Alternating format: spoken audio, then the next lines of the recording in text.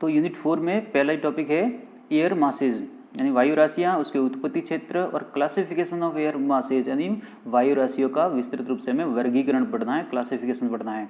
इसी प्रकार अगला है फ्रंट्स। फ्रंट्स का मतलब होता है वाताग्र, और वाताग्र की उत्पत्ति और वाताग्र जनन और टाइप्स ऑफ फ्रंट्स यानी वाताग्र के प्रकार हमें पढ़ने हैं। यानी दो विपरीत स्वभाव वाली वायु राशियाँ जब आपस में मिलती है तो उससे उसका जो अग्र भाग है उसको हम वाताग्र बोलते हैं। वात प्लस अग्र यानी वात यानी हवा, हवा का आगे वाला भाग, उससे किस प्रकार की संरचना का निर्माण होता है ये हम पढ़ेंगे। फिर सी में पढ़ेंगे cyclone.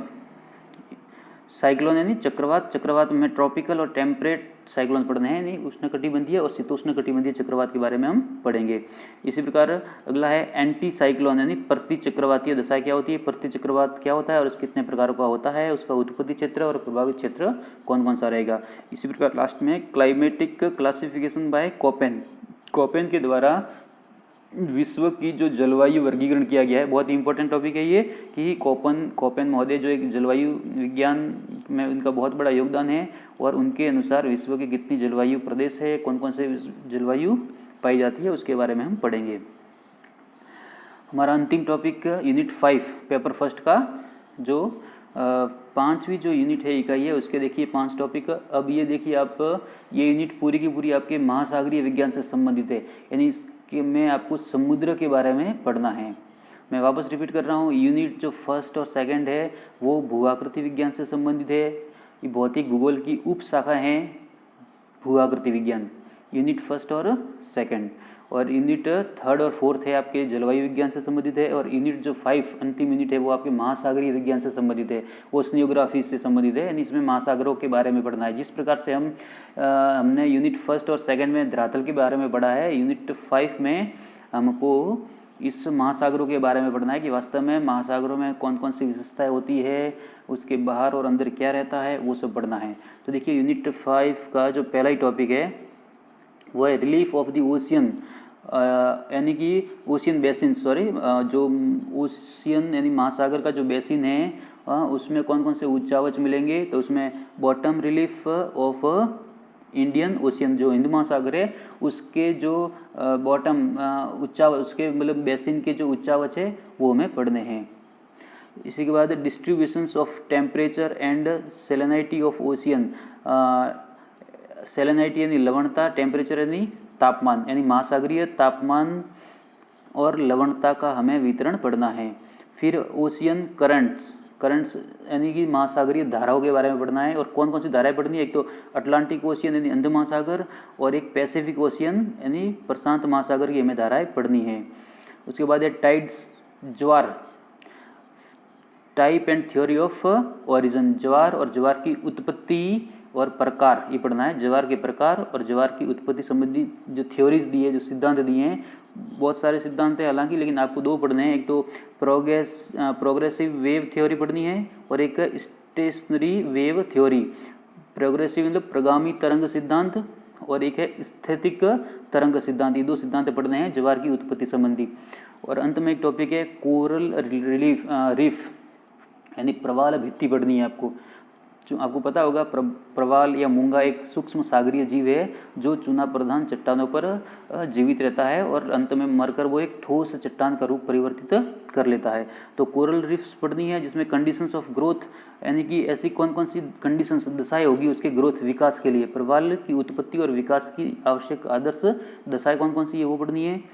Type and origin according to Darwin and Murray, ये मर्रे और डार्विन 2 विद्वान थे जिन्होंने समुद्री विज्ञान में बहुत ज़्यादा योगदान दिया था। तो मर्रे और डार्विन के अनुसार प्रवाल के कौन कौन से प्रकार है और उनकी उत्पत्ति कैसे हुई प्रवालों की, ठीक है ना। तो ये सारा का सारा आपका जो 5वीं यूनिट है वो महासागरीय विज्ञान से संबंधित है। अंत में मैं आपको एक रिपीट करा दूं कि देखिए मुख्य रूप से भूगोल विषय की 2 प्रमुख शाखाएं मानी जाती है, एक है भौतिक भूगोल और एक मानव भूगोल। दोनों ही प्रमुख शाखाएं भूगोल की, भौतिक भूगोल और मानव भूगोल, आपको इस BA फर्स्ट ईयर में पढ़ना है। पुनः भौतिक भूगोल की भी बहुत सारी आगे जाके उप शाखाएं बन जाती है, ठीक इसी प्रकार मानव भूगोल की भी बहुत सारी उप शाखाएं आगे जाके बन जाती है।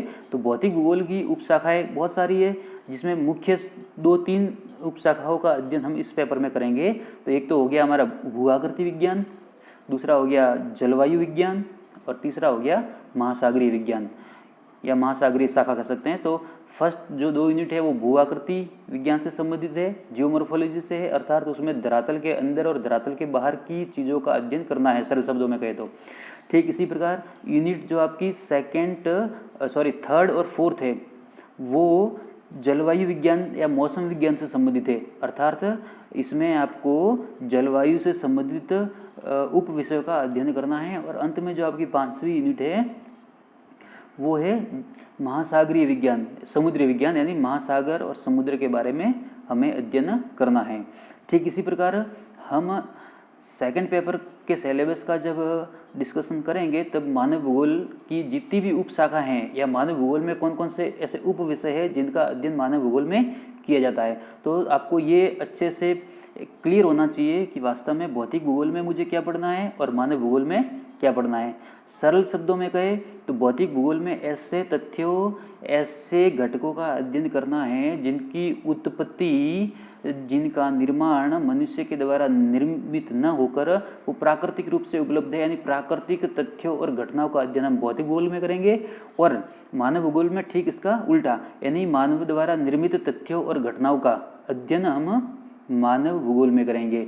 ऐसे तथ्य और घटनाएं मानव के द्वारा निर्मित भले हो, लेकिन वो किसके परिदृश्य में होगी? भौतिक वातावरण और भौतिक तत्वों के नियंत्रण में रहकर ही मानवीय तथ्यों का अध्ययन हम मानव भूगोल में करेंगे। तो दोनों भूगोल की प्रमुख जो उप शाखाएं हैं ये अलग नहीं है, एक दूसरे पर क्या है, ये निर्भर है। हम भौतिक वातावरण में ही मानवीय क्रियाकलापों को संपादित करते हैं।